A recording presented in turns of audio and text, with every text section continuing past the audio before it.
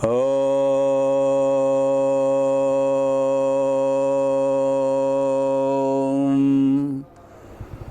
శ్రీ గురుభ్యో నమః. వక్రతుండ మహాకాయ కోటి సూర్య సమప్రభ నిర్విఘ్నం కురు మే దేవ సర్వకార్యేషు సర్వదా. శరదిందు వికాస మందహాసాం స్ఫురదిందీవరలోచనాభిరామాం అరవింద సమాన సుందరాస్యాం అరవిందాసన సుందరీముపాసే. అజ్ఞానతిమిరాంధస్య జ్ఞానాంజనశలాకయా చక్షురున్మీలితం యేన తస్మై శ్రీగురవే నమః. వ్యాసం వసిష్ఠనప్తారం శక్తేః పౌత్రమకల్మషం పరాశరాత్మజం వందే శుకతాతం తపోనిధిం. శృతిస్మృతిపురాణానాం ఆలయం కరుణాలయం నమామి భగవత్పాదం శంకరం లోకశంకరం. నారాయణం నమస్కృత్య నరం చైవ నరోత్తమం దేవీం సరస్వతీం వ్యాసం తతో జయముదీరయేత్. అష్టాదశ పురాణేషు వ్యాసస్య వచనద్వయం పరోపకారః పుణ్యాయ పాపాయ పరపీడనం మద్వయం భద్వయం చైవ భ్రత్రయం వచతుష్టయం. అనాపలింగ కుస్కాని పురాణాని పృథక్ పృథక్. అష్టాదశ మహాపురాణాంతర్గత శ్రీ మార్కండేయ మహాపురాణ ప్రవచన కార్యక్రమాయ సర్వేభ్యః సంస్కృత భాషా జిజ్ఞాసుభ్యః సందర్శక మహాశయేభ్యః శుభస్వాగతం. కేయూరాణి న భూషయంతి పురుషం హారాన చంద్రోజ్వలాః న స్నానం న విలేపనం న కుసుమం నాలంకృతా మూర్ధజాః. వాణ్యేకా సమలంకరోతి పురుషం యా సంస్కృతా ధార్యతే క్షీయంతేఖిల భూషణాని సతతం వాగ్భూషణం భూషణం. పఠామి సంస్కృతం నిత్యం వదామి సంస్కృతం సదా ధ్యాయామి సంస్కృతం సమ్యక్ వందే సంస్కృతమాతరం. సంస్కృతస్య ప్రసారాయ నైజం సర్వం దదామ్యహం సంస్కృతస్య సదా భక్తః వందే సంస్కృతమాతరం. సంస్కృతస్య కృతే జీవన్ సంస్కృతస్య కృతే యజన్ ఆత్మానమాహుతం మన్యే వందే సంస్కృతమాతరం. పాణినిం సూత్రకారం చ భాష్యకారం పతంజలిం వాక్యకారం వరరుచిం ప్రణతోస్మి మునిత్రయం. నృత్తావసానే నటరాజరాజః ననాదఢక్కాం నవపంచవారం ఉద్ధర్తుగామః సనకాదిసిద్ధాన్ ఏతద్విమర్శే శివసూత్రజాలం. ప్రార్థనా శ్లోకాలకు భావం కూడా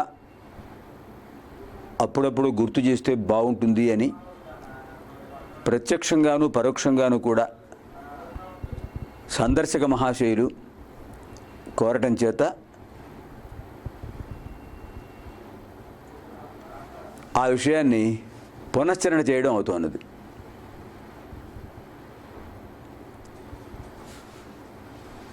తత్పురతః సర్వేభ్యః సందర్శక మహాశయేభ్యః శుభస్వాగతం.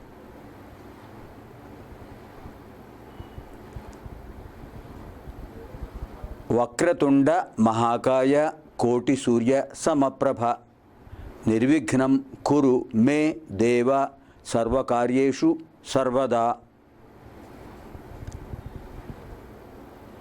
శ్లోకం కానీ పద్యం కానీ అర్థవంతంగా చదవాలంటే ఎక్కడ ఆపాలో అది గ్రహించాలి. తర్వాత పదవిభాగం ఎలా చేయాలి, అన్వయక్రమం ఎలా చేయాలి, ఈ రెండిటి ద్వారా ఆ శ్లోకం యొక్క అంతర్గత భావం తెలుస్తుంది. అలా తెలిసినప్పుడు ఆ శ్లోకంలో ఏ రూపాన్ని ఆవాహన చేశారో ఆ రూపం మనస్సులో ప్రతిష్ఠితమవుతుంది. అది సగుణోపాసన. వక్రతుండ, వంకరగా ఉన్నటువంటి తొండము గలవాడు. సంస్కృతంలో తుండము అంటారు, తెలుగులో తొండము అంటారు. వక్రతుండ మహాకాయ, విస్తారమైన దేహం గలవాడు, వంకరగా ఉన్నటువంటి తొండం గలవాడు, కోటి సూర్య సమప్రభ, కోటి సూర్య కాంతి కలవాడు. ఒక సూర్యుడి కాంతి ఎంతో విశేషంగా ఉంటుంది, కోటి సూర్యుల కాంతి ఇంకా విశేషంగా ఉంటుంది. అలా ఆ తేజోమయ రూపాన్ని మనం ఊహించాలి. కోటి సూర్య సమప్రభ విని సంబోధనలో హే వక్రతుండ, హే మహాకాయ, హే కోటి సూర్య సమప్రభ, మే నిర్విఘ్నం కురు, మే నాకు సర్వకార్యేషు సర్వదా నిర్విఘ్నం కురు, ఇది భావం. హే వక్రతుండ, హే మహాకాయ, హే కోటి సూర్య సమప్రభ, హే విఘ్నేశ, సర్వకార్యేషు సర్వదా మే నిర్విఘ్నం కురు. ఓ మహానుభావ, అన్ని పనులలోనూ ఎల్లవేళలా నాకు విఘ్నాలు కలగకుండా అనుగ్రహించు. ఇది మొదటి శ్లోకం. ఈ వ్యాసపీఠం ద్వారా ఒక పురాణ ప్రవచనం జరుగుతోంది కనుక ఇందులో ఎటువంటి ఆటంకాలు కలగకుండా ఈ 25 నిమిషాలు నిరాటంకంగా అనుగ్రహించమని, జరిగేటట్టు అనుగ్రహించమని కోరుతున్నాం. తర్వాత అమ్మవారి స్తుతి, జ్ఞాన సరస్వతీదేవి. ఆ అమ్మవారు అనుగ్రహించకపోతే ఈ పలుకులు రావు నోట. శరదిందు వికాస మందహాసాం, అమ్మవారు శరత్ ఇందు వికాస మందహాసాం అలా ఉంటుందిట. శరత్కాలంలో ఇందు చంద్రుని యొక్క వికసించినటువంటి ఆ చంద్రుడి వంటి మందహాసాం చిరునవ్వు కలిగింది.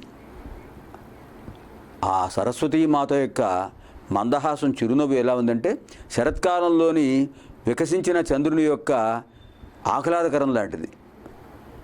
ఎంత ఆహ్లాదకరంగా ఉంటాడు శరత్కాలంలో పూర్ణచంద్రుడు, అంత ఆహ్లాదకరత్వం అమ్మవారి యొక్క చిరునవ్వులో ఉన్నది. శరత్ ఇందు వికాస మందహాసాం స్ఫురత్ ఇందీవర లోచనాభిరామం, స్ఫురత్ వికసించినటువంటి ఇందీవర నల్ల కలువల వంటి లోచన నేత్రములతో అభిరామం అందంగా ఉన్నది ఆ తల్లి. స్ఫురత్ ఇందీవర లోచన అభిరామం, స్ఫురత్ వికసించిన ఇందీవర నల్ల కలువల వంటి నల్ల కలువలు వికసించి ఉంటే ఎంత అద్భుతంగా ఉంటాయో అంత విశాలమైనటువంటి దీర్ఘమైనటువంటి నేత్రాలు అమ్మవారికి ఉన్నాయి.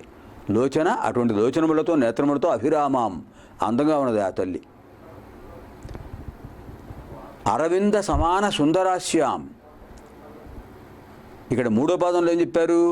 అమ్మవారు యొక్క హాస్యం వదనం, అమ్మవారి యొక్క ముఖం ఎలా ఉంది? అరవింద సమాన సుందర, పద్మముతో సమానమైన సౌందర్యం కలిగింది. ఇక్కడ పద్మం చెప్పారు, నేత్రాలతో పోల్చేటప్పుడు కోలయం చెప్పారు, కలువలు చెప్పారు, ఇందీవరం చెప్పారు. నేత్రాలను పోల్చేటప్పుడు ఇందీవరంతో పోలుస్తారు, నల్ల కలువతో. ఆ కాటుక అలంకరించిన నేత్రాలు నల్ల కలువల వలె ఉన్నాయి. ముఖం మాత్రం పద్మంలాగా ఉందిట. పద్మం ఎర్రగా ఉంటుంది. ఆ ఎర్రటి పద్మం ఎంత ఆహ్లాదకరంగా ఉంటుందో, పూర్తిగా ఎరుపు కాకుండా. అలాంటి అరవిందం అంటే పద్మం, అరవింద సమాన సుందర ఆస్యాం, పద్మముతో సమానమైన సౌందర్యవంతమైన ఆస్యా ముఖము కలిగింది అమ్మవారు. అరవిందాసన సుందరీం ఉపాసే, అరవిందము ఆసనముగా కలిగినటువంటి ఆ తల్లి. ఆమె ముఖం అరవిందం పద్మంలా ఉంది. ఆమె కూర్చోవడం కూడా అరవిందంలో కూర్చున్నది. పద్మాసన స్థిత, పద్మమే ఆసనముగా కలిగినటువంటిది అమ్మవారు. అరవింద ఆసన సుందరీం, అరవిందమే ఆసనముగా కలిగిన ఆ జ్ఞానస్వరూపిణిని ఉపాసే, ఉపాసిస్తున్నాను.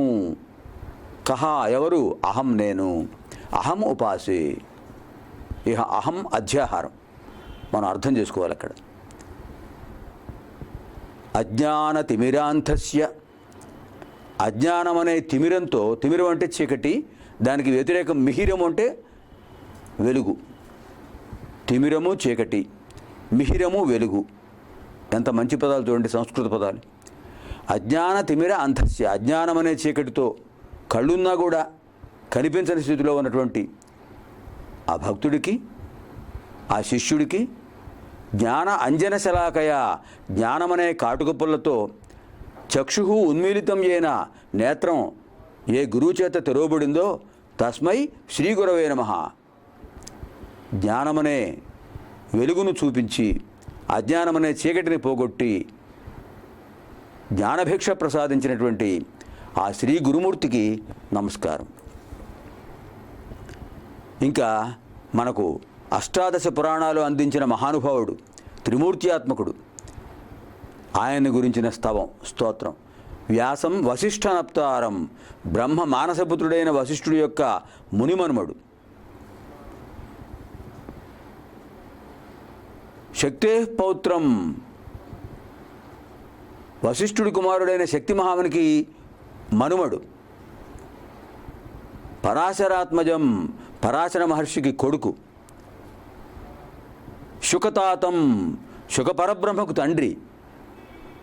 అటువంటి ఆ బాదరాయణ స్వామికి పరాశరాత్మజం వందే శుకతాతం తపోనిధిం, ఆయన తపోనిధి, ఆయనకు నమస్కారం. ఇంకా ఆయనకు ప్రశిష్యుడు, శిష్య ప్రశిష్యుల్లో గొప్పవాడు ఆయన. పరోక్ష శిష్యుడు, ప్రత్యక్షంగా ప్రశిష్యుడు. శుకపరబ్రహ్మకు గౌడపాదాచార్యులైన శిష్యుడు ఉన్నారట. ఆయన శిష్యుడు గోవింద భగవత్పాదాచార్యులు, గోవింద భగవత్పాదాచార్యుల శిష్యుడు శంకరాచార్యులు. అంతే ప్రశిష్యుడు అవుతాడు ఆయన. శృతి స్మృతి పురాణానాం ఆలయం, శృతి వేదములు, స్మృతి శాస్త్రములు, పురాణములు, వేదశాస్త్ర పురాణాలు అన్నిటికీ ఆలయం ఆయన. అన్నీ ఆయనలో ఉన్నాయి. కైలాస శంకరుడే కేరళలోని కాలడి శంకరుడయ్యాడు.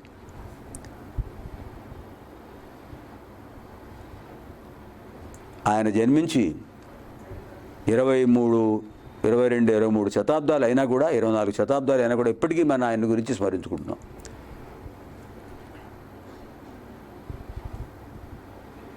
కరుణాలయం, ఆయన కరుణామూర్తి. అటువంటి వాడు ఆయన. నమామి భగవత్పాదం శంకరం లోకశంకరం, శం కరోతీతి శంకర, శుభమును కలిగించువాడు.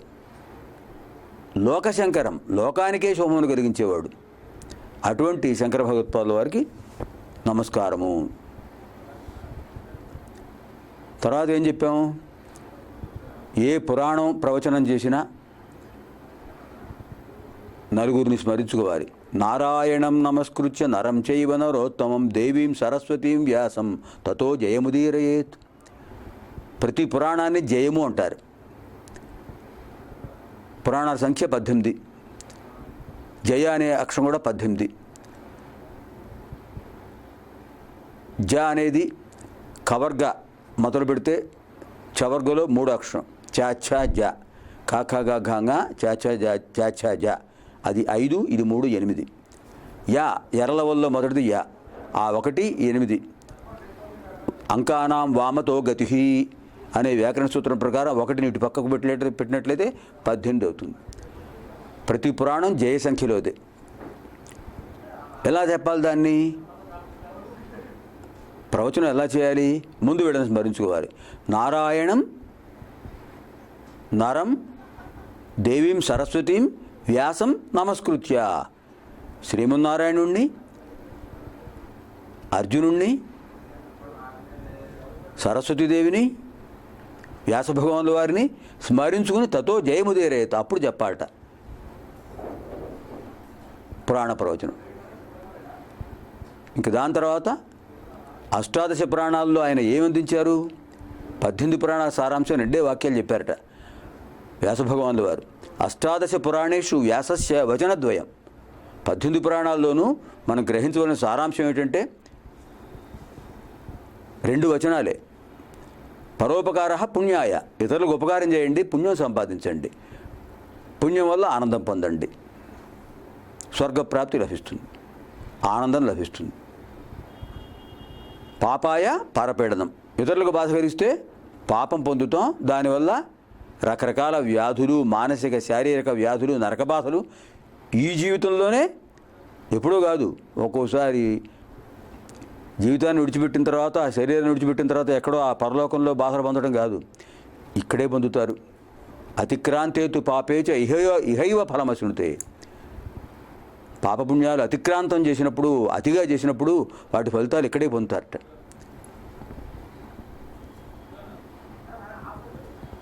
తర్వాత 18 పురాణాల గురించి చెప్పుకున్నాం. మద్వయం భద్వయం భ్రత్రయం వచతుష్టయం. మద్వయం మత్స్యపురాణం, మార్కండేయ పురాణం. భద్వయం భవిష్యత్ పురాణం, భాగవత పురాణం. భ్రత్రయం బ్రహ్మపురాణం, బ్రహ్మాండ పురాణం, బ్రహ్మ వైవర్త పురాణం. చతుష్టయం వకారంతో మొదలైవి 4. వరాహ పురాణం, వామన పురాణం, విష్ణు పురాణం, వాయు పురాణం. అనాపలింగ కుస్కాని అగ్ని పురాణం, నారద పురాణం, పద్మ పురాణం, లింగ పురాణం, గరుడ పురాణం, కూర్మ పురాణం, స్కాంద పురాణం. ఇదానీం కథాంశే ప్రవిశామః.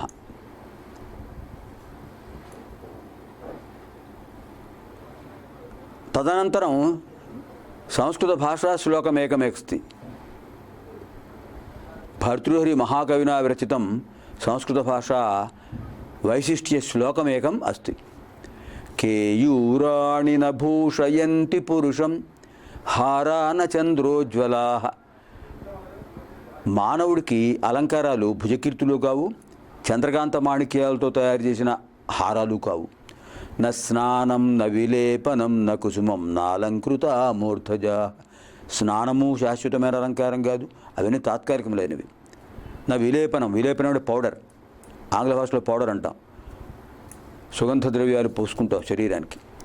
నా విలేపనం, విలేపనాలు అలంకారాలు కావు. నా కుసుమం, పుష్పాలంకరణ శాశ్వతమైనది కాదు. నా అలంకృత మూర్ధజా, అలంకరించబడిన శిరోజాలు, శిరోజాలపై చేసుకున్నటువంటి అలంకారాలు శాశ్వతమైనవి కావు. మరి ఏమిటి అసలైన అలంకారం అంటే వాణ్యేకా సమలంకరోతి విభుతం యా సంస్కృతాధార్యతే. ఏదైతే సంస్కరించబడిన సంస్కృత భాషతో కూడిన వాక్ ఉందో ఆ వాణి, వాణి ఏకా, ఆ వాణి ఒక్కటే, ఆ మాట ఒక్కటే. సమలంకరోతి పురుషం, ఆ మానవుడికి అలంకారం. సంస్కరించబడిన వాక్కు అలంకారం, మిగతావన్నీ అశాశ్వతములైనవే. క్షీయంతే అఖిల భూషణాన్ని సతతం. మిగిలిన భూషణాలన్నీ కూడా అఖిల భూషణాన్ని క్షీయంతే సతతం, ఎప్పుడూ అశాశ్వతములైనవే. ఇవాళ ఉన్న అలంకారం రేపు ఉండకపోవచ్చు, పాడైపోవచ్చు, రంగు పోవచ్చు, వెలవెల్లాడిపోవచ్చు, కళాహీనం అవ్వచ్చు. కానీ అసలైన భూషణం ఏమిటి? వాగ్భూషణం, భూషణం. మంచి మాట అనేదే మానవుడికి ఎప్పుడు అలంకారం. నోరు మంచిదైతే ఊరు మంచిదవుతుందనే తెలుగులో సామెత ఎంత గొప్ప చూడండి, ఎంత అనుభవంతో చెప్పిన మాట. ఒక మంచి మాటతో అందరినీ ఆకర్షించవచ్చు, ఒక మంచి మాటతో అందరినీ అభినందించవచ్చు, ఒక మంచి మాటతో అందరి యొక్క అభిమానం పొందవచ్చు. వాగ్భూషణం, భూషణం. తర్వాత సంస్కృతం గురించి చెప్పుకుంటున్నాం కదా, మనం సంస్కృతం నేర్చుకుంటున్నాం, నేర్పుతున్నాం ఈ వ్యాసపీఠ వేదిక ద్వారా. ఈ పురాణ ప్రవచనంలో అదొక అంతర్భాగం. పఠామి సంస్కృతం నిత్యం అహం. నేను రోజు సంస్కృతం చదువుతున్నాను, ఇప్పుడు చదువుతున్నాం కదా. వదామి సంస్కృతం సదా, ఎప్పుడు సంస్కృతమే మాట్లాడుతున్నాను. ఈ కాసేపు అరగంట రోజు 20 నిమిషాలు సంస్కృతంలో మాట్లాడుకుంటున్నాం. ధ్యాయామి సంస్కృతం సమ్యక్. తర్వాత కూడా నేను సంస్కృత పదాలను మానం చేసుకుంటూ ఉన్నాను. వందే సంస్కృత మాత్రం. ఆ సంస్కృత భాష సరస్వతీదేవికి నమస్కారం. సంస్కృతస్య ప్రసారాయ నామ ప్రచారాయ నైజం సర్వం దదామ్యహం.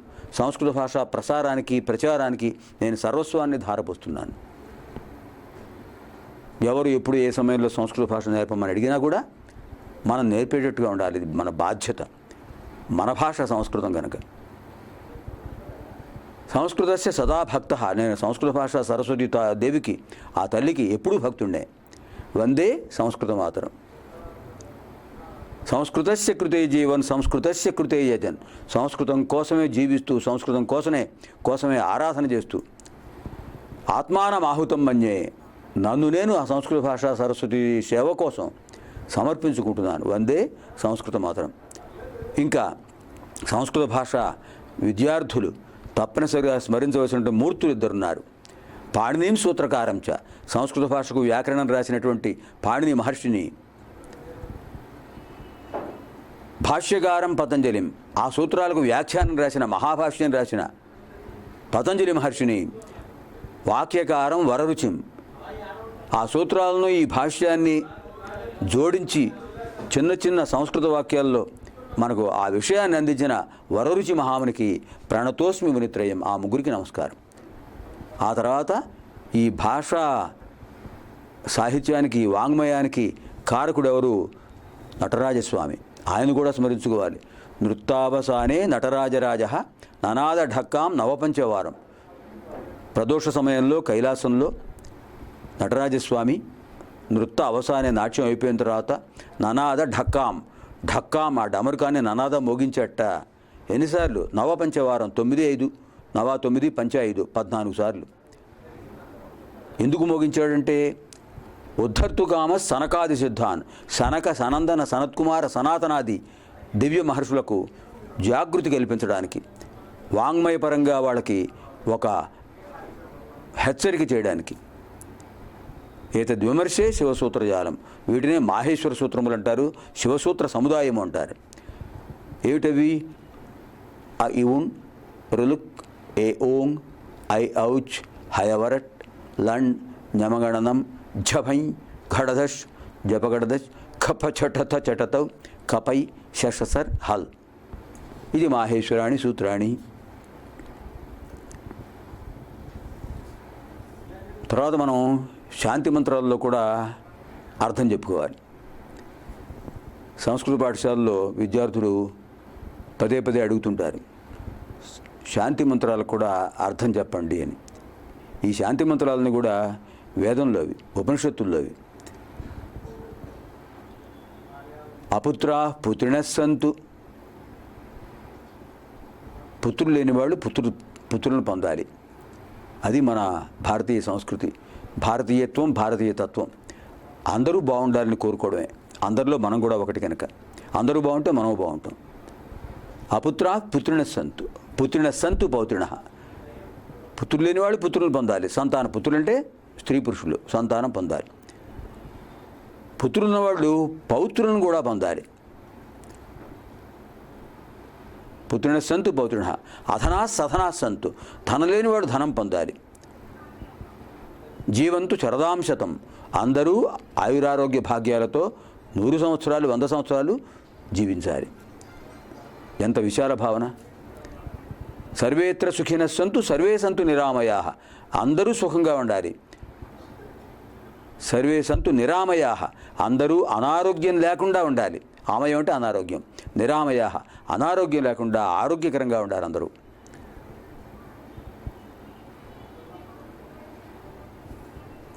సర్వే భద్రాణి పశ్యంతు. అందరికీ శుభాలు కలగాలి. అందరూ శుభాలనే చూడాలి.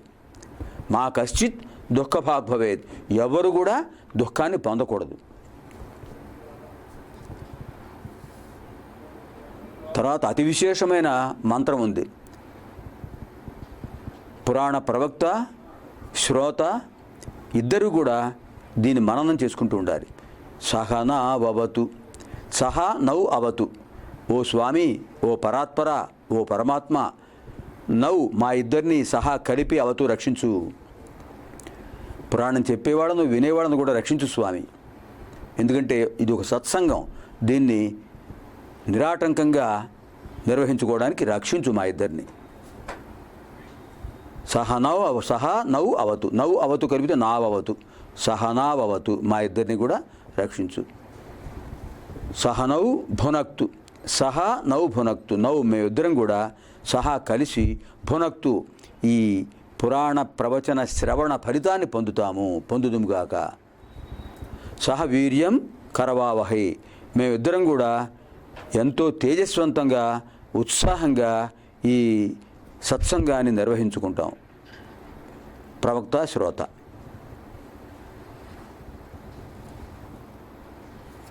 సహ వీర్యం కరవావహై. తేజస్వినవు అతీతమస్తు.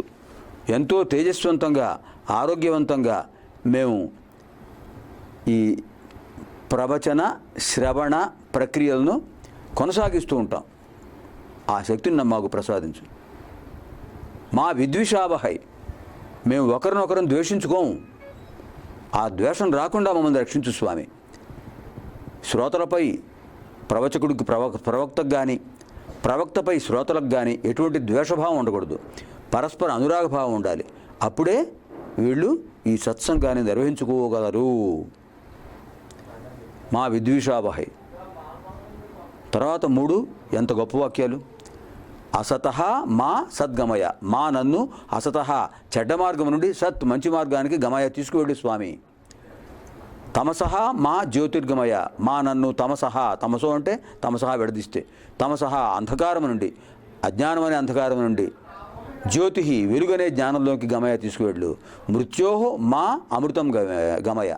మృత్యుతత్వం కలిగినటువంటి మరణమే స్వభావంగా కలిగిన మానవత్వం నుండి మాధవత్వానికి తీసుకువెళ్ళి స్వామి అని 3 సార్లు ఆధ్యాత్మిక, ఆధిభౌతిక, ఆధిదైవిక శాంతి చెప్పిన తర్వాత దివ్యమైనది భవ్యమైనది దివ్యాం భవ్యాం సుబోధాంచ శుద్ధాం అర్థప్రదాయిని జననీం బహుభాషాణం వందే గీర్వాణ భారతీం. దివ్యమైనది భవ్యమైనది అనేక పర్యాయ పదాలు, నానార్థాలు, వ్యుత్పత్త్యర్థాలు కలిగినట్టే ఆ సంస్కృత భాష సరస్వతీదేవికి, అన్ని భాషలకు తెలియనట్టు ఆ మాతృమూర్తికి నమస్కారం చేస్తున్నాం. స్వస్తి.